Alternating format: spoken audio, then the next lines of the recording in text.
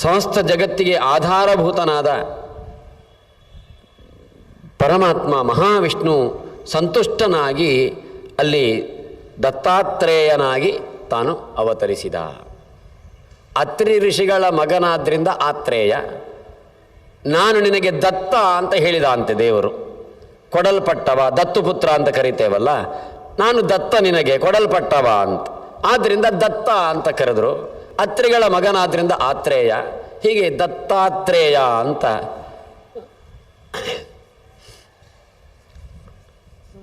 ಅನಸೂಯಾದೇವಿಯ ಎದೆಹಾಲು ಕುಡಿದಂತೆ ದತ್ತಾತ್ರೇಯ. ಸಾಕ್ಷಾತ್ ವಿಷ್ಣುರೇವಾವತೀರ್ಣೋಸೋ ದ್ವಿತೀಯೋತ್ರೇ ಸುತೋಭವತು. ಎರಡನೆಯ ಮಗನಾಗಿ ಅತ್ರಿ ಪುತ್ರನಾಗಿ ತಾನು ದತ್ತಾತ್ರೇಯ ನಾಮಕನಾಗಿ ಬಂದ. ಅನಂತರದಲ್ಲಿ 7 ದಿವಸದಲ್ಲಿ ಸಿಟ್ಟಿನಿಂದ ಹೊರಕ್ಕೆ ಬಂದರಂತೆ ರುದ್ರದೇವರು. ಸಿಟ್ಟಿನಿಂದಲೇ. ಯಾಕೆ ಸಿಟ್ಟಿನಿಂದ ಹೊರಗೆ ಬಂದರೆ? ಗರ್ಭವಾಸ ದುಃಖ ಅದು ಅನುಭವಿಸ್ಲಿಕ್ಕೆ ಆಗದೆ ಇಲ್ಲೆಲ್ಲ ನಾನು ಇರುವುದಿಲ್ಲ ಅಂತ, ಇದು ಎಷ್ಟು ಕೊಚ್ಚೆ ಉಂಟು, ಗಲೀಜು ಉಂಟು ಅಂತ ಅಂದ್ಕೊಂಡು ಒಬ್ಬರು ಸಿಟ್ಟಿನಿಂದ ಹೊರಗೆ ಬಂದುಬಿಟ್ರಂತೆ. ಅವರೇ ದುರ್ವಾಸ. ಅತ್ರಿ ಋಷಿಗಳ ಮಗನಾಗಿ ರುದ್ರದೇವರು ದುರ್ವಾಸ ಎಂಬಂತಹ ಹೆಸರಿನಿಂದ ದುರ್ವಾಸಾಹ ಸ್ತಮಸೋ ಯುಕ್ತೋ ರುದ್ರಾಂಶ ಸೋಭ್ಯಜಾಯತ. ರುದ್ರದೇವರ ಅಂಶ ಹುಟ್ಟಿದ್ದಾರೆ. ಹೀಗೆ 3 ಮಂದಿ ಮಕ್ಕಳು. ಸೋಮೋ ಬ್ರಹ್ಮಾಭವದ್ವಿಷ್ಣು ದತ್ತಾತ್ರೇಯೋಭ್ಯಜಾಯತ ದುರ್ವಾಸಾಹ ಶಂಕರೋ ಜಜ್ಞೆ ವರದಾನ ದಿವೋಕಸಾಂ ಅಂತ. ಹೀಗೆ 3 ಮಂದಿ ಕೂಡ ಅನಸೂಯಾದೇವಿಯಲ್ಲಿ ಅತ್ರಿ ಋಷಿಗಳಿಂದ ಇದು ಮಾಡಿಕೊಂಡ್ರು. ಅದರಲ್ಲಿ ಸಾಕ್ಷಾತ್ ಪರಮಾತ್ಮನೇ ದತ್ತಾತ್ರೇಯ ಯೋಗದ ಮೂಲಕವಾಗಿ ವೈಷಯಿಕ ಪದಾರ್ಥಗಳ ಸುಖ ಏನು, ದುಃಖ ಏನು, ಅದರ ತೂಕ ಎಷ್ಟು ಎಂಬುದನ್ನು ಅರ್ಥೈಸಿಕೊಂಡಂತಹ ದತ್ತಾತ್ರೇಯರು. ಬಾಲ್ಯದಲ್ಲಿ ಆರಂಭದಲ್ಲೇ ದುರ್ವಾಸರು ಅಪ್ಪನನ್ನು ಅಮ್ಮನನ್ನು ಬಿಟ್ಟು ಒಂದು ಉತ್ತಮವಾದ ವ್ರತ ಅಂತ, ಅದು ಕೆಲವು ಕಡೆಯಲ್ಲಿ ಕೆಲವರಲ್ಲಿ ಉಂಟದು. ಅದಕ್ಕೆ ಏನು ಹೆಸರು ಅಂತಂದರೆ ಅದು ಉನ್ಮತ್ತ ವ್ರತ ಅಂತ. ನಮ್ಮ ಭಾಷೆಯಲ್ಲಿ ಹೇಳೋದಾದರೆ ಅವಧೂತ ವ್ರತ ಅಂತ. ಹೀಗೆ ಆ ಉನ್ಮತ್ತ ವ್ರತವನ್ನು ಕೈಗೊಂಡು ಇಡೀ ಭೂಮಿಯನ್ನು ತಿರುಗಾಡ್ತಾ ಬಂದ್ರಂತೆ. ಯಾರನ್ನು ಜೊತೆಗೆ ಸೇರಿಸಿಕೊಳ್ಳಿಲ್ಲ ಅಂತೆ ಶಿಷ್ಯರನ್ನಾಗಿ. ಯಾಕೆಂದರೆ ಅವರ ಜೊತೆಯಲ್ಲಿ ಇರೋದಾದರೆ ಭಾರಿ ಕಷ್ಟ ಉಂಟು. ಹೆಸರೇ ದುರ್ವಾಸ ಅಂತಲ್ವಾ, ಪಕ್ಕದಲ್ಲಿ ವಾಸ ಮಾಡಿಕೊಳ್ಳಿಕ್ಕೆ ಕಷ್ಟ ಉಂಟು, ತುಂಬ ಕಷ್ಟ ಉಂಟು. ಹೀಗೆ ಹೊರಟಿದ್ದಾರೆ. ಹಲವು ವರ್ಷಗಳ ನಂತರದಲ್ಲಿ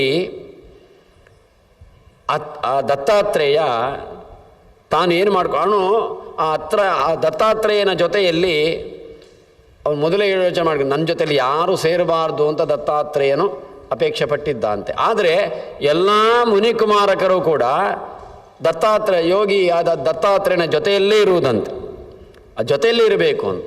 ಒಂದು ಸಲ ಏನು ಅವ್ರು ನೋಡ್ತಾ ಇರುವಂತೆ ಅವರು ತೀರದಲ್ಲೆಲ್ಲ ಕೂತಿದ್ದಾರೆ. ಆ ದತ್ತಾತ್ರೇಯ ನೀರಿನಲ್ಲಿ ಮುಳುಗಿದವ ತುಂಬ ಹೊತ್ತು ಮೇಲಕ್ಕೆ ಬಂದೇ ಇಲ್ಲ.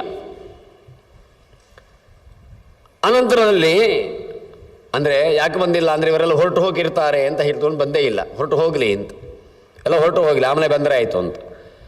ಆದರೆ ತತ್ಯಜುರ್ನಕುಮಾರಾಸ್ತೆ ಸರಸ್ಥೀರ ಸಂಶಯ. ತೀರದಲ್ಲಿದ್ದವರು 1 ದಿವಸ ಆಯಿತು, 2 ದಿವಸ ಆಯಿತು, 1 ತಿಂಗಳಾಯಿತು, ಇಲ್ಲ ನೋಡೋಣ ಬರುವ ತನಕ ಕೂಡೋಣ ಅಂತ. ಯಾಕೆಂದ್ರೆ ಅಷ್ಟೊಂದು ಆಸಕ್ತಿಯಿಂದ ಹೋಗಲೇ ಇಲ್ಲ, ಅಲ್ಲೇ ಕೂತಿದ್ರಂತೆ. ದಿವ್ಯೇ ವರ್ಷಶತೇ ಪೂರ್ಣೆ ಯದಾ ತೇನ ತ್ಯಜಂತಿತಂ. 100 ವರ್ಷ ಬರೆದಿದ್ರು ಕೂಡ ಅವರು ಹೋಗಿರ್ಬೋದು ಅಂತ ಲೆಕ್ಕ ಹಾಕೊಂಡು ಬಂದರೆ 100 ವರ್ಷ ಆದರೂ ಕೂಡ ಅಲ್ಲೇ ಕೂತಿದ್ರಂತೆ, ಯಾರು ಹೊರಟು ಹೋಗಲೇ ಇಲ್ಲ ಅಂತ. ಯಾಕೆಂದರೆ ಆ ದತ್ತಾತ್ರೇಯನ ಮೇಲೆ ಅವರಿಗೆ ಅಷ್ಟೊಂದು ಪ್ರೀತಿ ಅಂತ.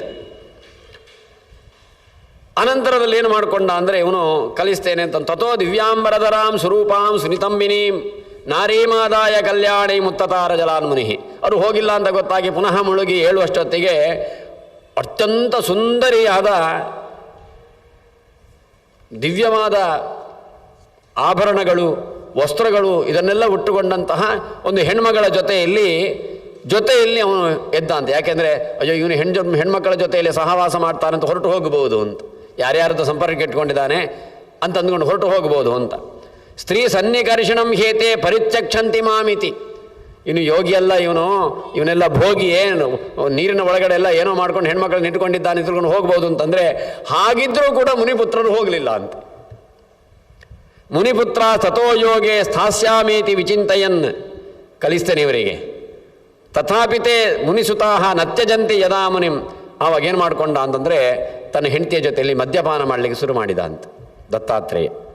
ಯಾಕೆಂದರೆ ನಾನು ಮದ್ಯಪಾನ ಮಾಡ್ತಾ ಇದ್ದೇನೆ ಎಂದು ತಿಳ್ಕೊಂಡು ಮುನಿಪುತ್ರರು ಹೊರಟು ಹೋಗ್ತಾರೆ ಅಂತ. ಸುರಾಪಾನ ರಥಂ ತೇನ ಸಭಾರ್ಯಂ ತತ್ಯಜುಸ್ತತಃ ಗೀತವಾದ್ಯ ದಿವಾನ್ ಗೀತವಾದ್ಯಾದಿ ವನಿತಾ ಭೋಗ ಸಂಸರ್ಗದೂಷಿತಂ ಮನ್ಯಮಾನ ಮಹಾತ್ಮಾನಂ ತಯಾಸ ಬಹಿಷ್ಕ್ರಿಯಂ. ಹೀಗೆ ಹಾಗಿದ್ರೂ ಕೂಡ ಅದಕ್ಕೋಸ್ಕರ ವಾರುಣಿಯನ್ನು ತಾನು ಪಾನ ಮಾಡಿದರೆ ಏನು ಮಾಡಿದರೂ ಅವರು ಹೋಗಲೇ ಇಲ್ಲ ಅಂತೆ ಆ ಮಕ್ಕಳು. ಹೀಗೆ ಯಾಕೆಂದರೆ ಅವನು ಯೋಗೀಶ್ವರ ಅಂತ ಅವರಿಗೆ ಸ್ಪಷ್ಟವಾಯಿತು. ಏನಿದ್ರು ಅವನು ಯೋಗೀಶ್ವರ ಅಂತ. ಹೀಗೆ ಎಷ್ಟೋ ಕಾಲದ ನಂತರದಲ್ಲಿ ಒಮ್ಮೆ ಅಲ್ಲಿಗೆ ಕಾರ್ತವೀರ್ಯಾರ್ಜುನ ಬಂದ, ದತ್ತಾತ್ರೇಯರ ಬಳಿಗೆ ಬಂದ. ಯಾಕೆ ಬಂದ? ಕೃತವೀರ್ಯ ಸತ್ತಿದ್ದಾನೆ, ಅವನ ಅಪ್ಪ. ಆವಾಗ ಮಂತ್ರಿಗಳು ಪುರೋಹಿತರೆಲ್ಲ ಸೇರಿ ಕಾರ್ತವೀರ್ಯನನ್ನು ನೀನು ರಾಜನಾಗಬೇಕು, ನಿನ್ನನ್ನು ಪಟ್ಟಾಭಿಷೇಕ ಮಾಡ್ತೇವೆ, ಸಿಂಹಾಸನದಲ್ಲಿ ಕೂಡಬೇಕು, ಭೂಮಿಯನ್ನು ಆಳಬೇಕು ಅಂತಂದಾವಾಗ ಕಾರ್ತವೀರ್ಯ ಹೇಳ್ತಾನೆ, ನಾಹಂ ರಾಜ್ಯಂ ಕರಿಷ್ಯಾಮಿ, ನನಗೆ ರಾಜ್ಯ ಬೇಡ. ಯಾಕೆ ಅಂತಂದರೆ ಇವತ್ತು ನಾನು ರಾಜ್ಯಭಾರ ಮಾಡ್ತೇನೆ ಅಂತಂದರೆ ಮುಂದಕ್ಕೆ ನಾನು ನರಕ ಸೇರ್ತೇನೆ ಅಂತಲೇ ಅರ್ಥ ಅಂತ ಕಾರ್ತವೀರ್ಯ ನೋಡಿ, ಅಧಿಕಾರ ವಹಿಸ್ಕೊಳ್ಳೋರಿಗೆ ಎಷ್ಟು ಎಚ್ಚರಿಕೆ ಕೊಡ್ತದೆ ಪುರಾಣಗಳು ಅಂತ. ಕಾರ್ತವೀರ್ಯ ಹೇಳ್ತಾನೆ, ಕಾರ್ತವೀರ್ಯಾರ್ಜುನನಂತವನೇ ಹೇಳಬೇಕು ಅಂತಿದ್ರೆ ನಾನು ಇವತ್ತು ಭೂಮಿಯನ್ನು ಆಳುವುದು ಅಂತಂದರೆ ಮುಂದಕ್ಕೆ ನಾನು ನರಕ ಸೇರುವುದು ಅಂತಲೇ ಅರ್ಥ. ಅದಕ್ಕೆ ಯಾಕಪ್ಪ ಇಲ್ಲಿ ತನಕ ಎಷ್ಟೋ ಮಂದಿ ಆ ರಾಜ್ಯ ಆಳಿದ್ದಾರೆ, ಅವರೆಲ್ಲ ನರಕಕ್ಕೆ ಹೋಗಿದ್ದಾರಾ? ಅಲ್ಲ, ಪ್ರತಿಯೊಂದಕ್ಕೂ ಶುಲ್ಕ ಶುಲ್ಕ ಶುಲ್ಕ ಅಂತ ತೆಗೆದುಕೊಳ್ತೇವಲ್ಲ, ಅದಕ್ಕೆ ಅರ್ಥ ಏನುಂಟು? ಅದಕ್ಕೆ ಏನು ಅರ್ಥ ಉಂಟದಕ್ಕೆ? ನೋಡಿ, ವ್ಯಾಪಾರ ಮಾಡ್ತಾರೆ, ಮಾರಾಟ ಮಾಡ್ತಾರೆ, ಅವರಿಗೆ 12ನೇ 1 ಭಾಗ ರಾಜನಿಗೆ ಅವರು ಟ್ಯಾಕ್ಸ್ ಕೊಡಬೇಕು. ಇದು ಆಗಿನ ಕಾಲ ಹೇಳಿದ್ದವರು ಪುರಾಣದಲ್ಲಿ, ಈಗಿನದ್ದಲ್ಲ. ವಿದುರ ನೀತಿಯಲ್ಲೊಂದು ಮಾತುಂಟು, ತೆರಿಗೆ ಹೇಗೆ ಹಾಕಬೇಕು ಅಂತ. ತೆರಿಗೆ ಹೇಗೆ ಹಾಕಬೇಕು ಅಂತಂದರೆ ಅವರು ಹೇಳ್ತಾರೆ, ಈ ದುಂಬಿ ಉಂಟಲ್ಲ, ಆ ದುಂಬಿ ಫಲಪುಷ್ಪಗಳಲ್ಲಿ ಕೂತು ಮಕರಂದವನ್ನು ಹೀರುವಂತೆ ಟ್ಯಾಕ್ಸ್ ಹಾಕಬೇಕಂತ. ಅಂದರೆ ಅದು ಅದರಲ್ಲಿ ಕೂತು ಮಕರಂದವನ್ನು ಹೀರ್ತದೆ, ಆ ಪುಷ್ಪ ಮುದುಡುವುದಿಲ್ಲ, ತುಂಡಾಗುವುದಿಲ್ಲ, ಅದಕ್ಕೇನು ಅದರ ಸೌಂದರ್ಯಕ್ಕೆ ಹಾನಿ ಬರುವುದಿಲ್ಲ, ಏನೂ ಅದಕ್ಕೆ ಆಗದಂತೆ ಅದರ ರಸ ಸ್ವೀಕಾರ ಮಾಡುವಂತೆ ಟ್ಯಾಕ್ಸ್ ಹಾಕಬೇಕಂತೆ. ಮತ್ತು ಹೇಗೆ ಹಾಕಬಾರದು ಎಂಬುದನ್ನು ಹೇಳ್ತದೆ, ತಿಗಣೆಯಂತೆ ಹಾಕಬಾರದು ಅಂತ. ಅಂದರೆ ಅದು ತಿಗಣೆ ಏನು ಮಾಡ್ತಾರೆ, ರಕ್ತವನ್ನೇ ಹೀರಿಬಿಡ್ತದೆ.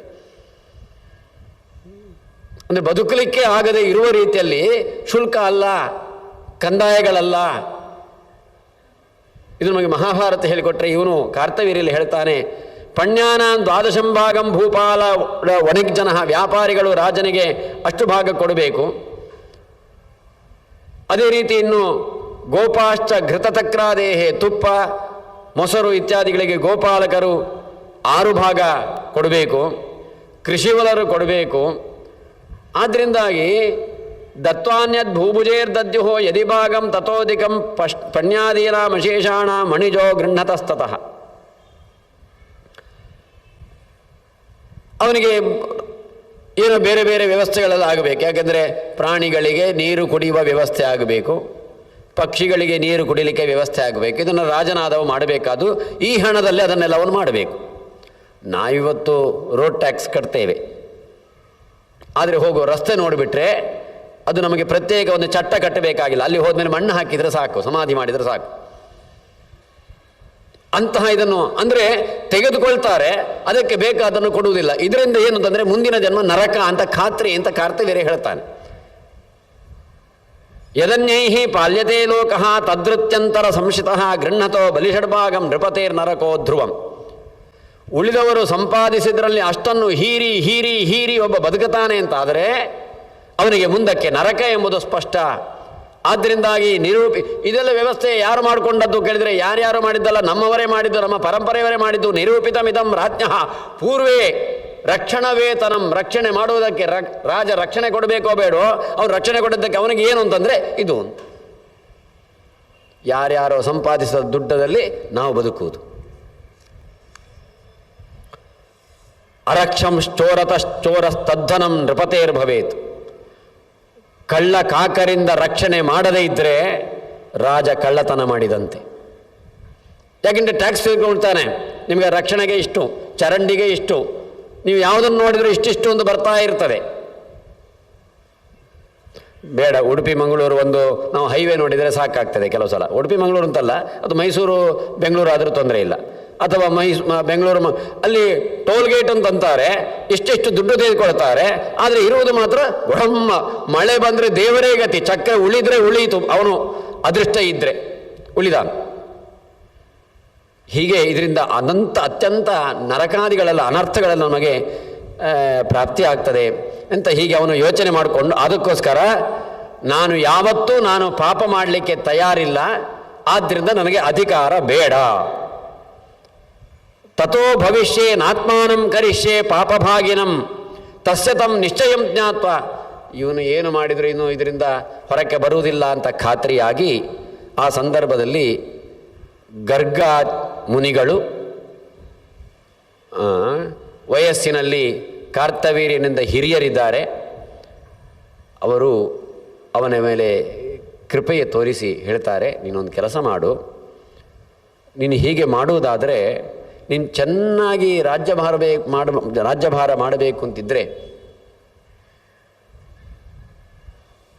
ಅವನು ಒಂದು ಮಾತನ್ನು ಹೇಳ್ತಾನೆ ಕಾರ್ತವೀರ್ಯ, ಇಷ್ಟಲ್ನೆಲ್ಲ ಹೇಳ್ತಾನೆ, ಒಂದು ವೇಳೆ ನಾನು ರಾಜ್ಯಭಾರ ಮಾಡಬೇಕು ಅಂತಿದ್ದರೆ ತಪಸ್ಸು ಮಾಡಿ ಯೋಗ ಸಾಮರ್ಥ್ಯವನ್ನು ಪಡ್ಕೊಂಡು ಬೇಕಾದರೆ ನಾನು ಭೂಮಿಯನ್ನು ಪಾಲನೆ ಮಾಡ್ತೇನೆ, ಯಾರಿಂದಲೂ ಟ್ಯಾಕ್ಸು ತೆಗೆದುಕೊಳ್ಳಿಕ್ಕಿಲ್ಲ.